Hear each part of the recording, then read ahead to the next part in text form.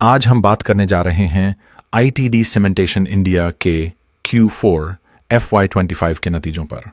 बहुत कुछ सामने आया है इस अर्निंग्स कॉल में। बिल्कुल, खास तौर पर इंफ्रास्ट्रक्चर सेक्टर की मौजूदा हालत में इनके नतीजे काफी कुछ बयां करते हैं।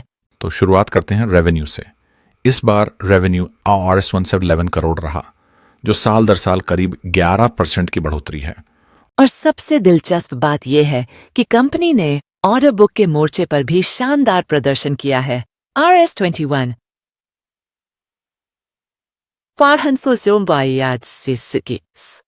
करोड़ से ऊपर। हाँ, और ये लगभग 3.5 साल की विजिबिलिटी देता है। कंस्ट्रक्शन कंपनियों के लिए ये सस्टेनेबिलिटी का बड़ा संकेत है।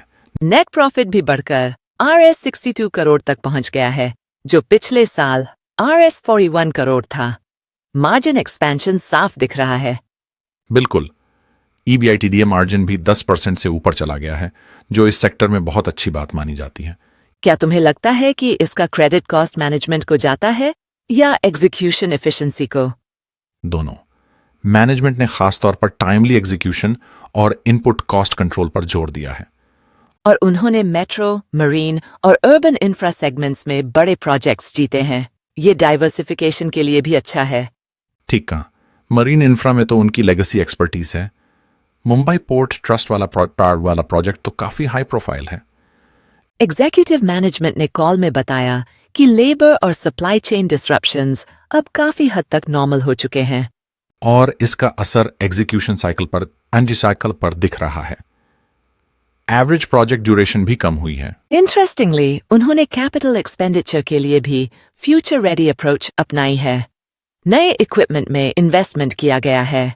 इससे लॉन्ग टर्म एसेट यूटिलाइजेशन बेहतर होगा और ऑपरेटिंग कॉस्ट कम होगी।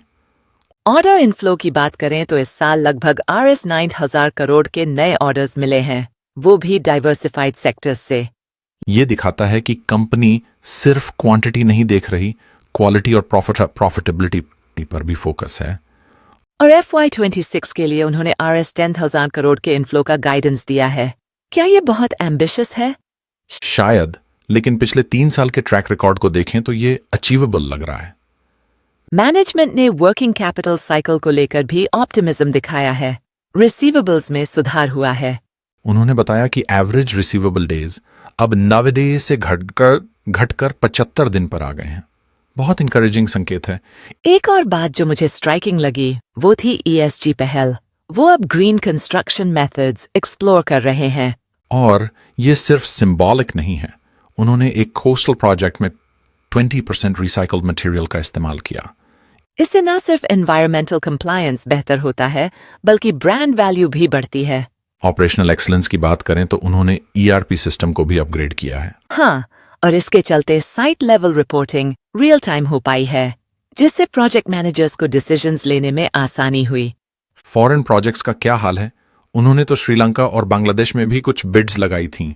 अभी वो एक्सप्लोरेटरी फेज में है, लेकिन उनका कहना है कि इंटरनेशनल एक्सपेंशन स्ट्रेटेजिक रहेगा, ऑपर्चुनिस्टिक नहीं। एक बात और, डेट प्रोफाइल इस क्वार्टर में थोड़ा लीन हुआ है। Net debt to equity ratio अब 0.66 पर है। और इंटरेस्ट कवरेज रेशियो 3.2x तक पहुंच गया है, जो कंफर्टेबल जोन में है। इन्वेस्टर्स के लिए भी यह एक अच्छा संकेत है कि कंपनी लेवरेज के मामले में कॉशियस है। शेयर होल्डर्स को डिविडेंड भी मिला है। RS 1.5 प्रति शेयर फाइनल डिविडेंड घोषित किया गया है।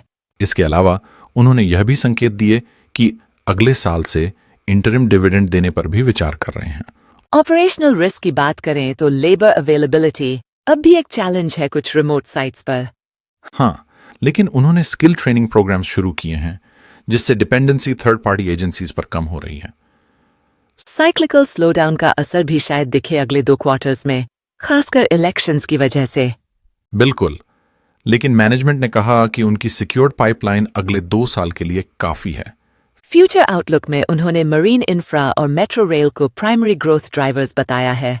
और उन्होंने ये भी कहा कि वाटर इंफ्रा और डीसैलिनेशन में भी वो एक्टिवली बिड्स लगा रहे हैं। अर्बनाइजेशन के साथ ये सेगमेंट्स भी तेजी से बढ़ेंगे।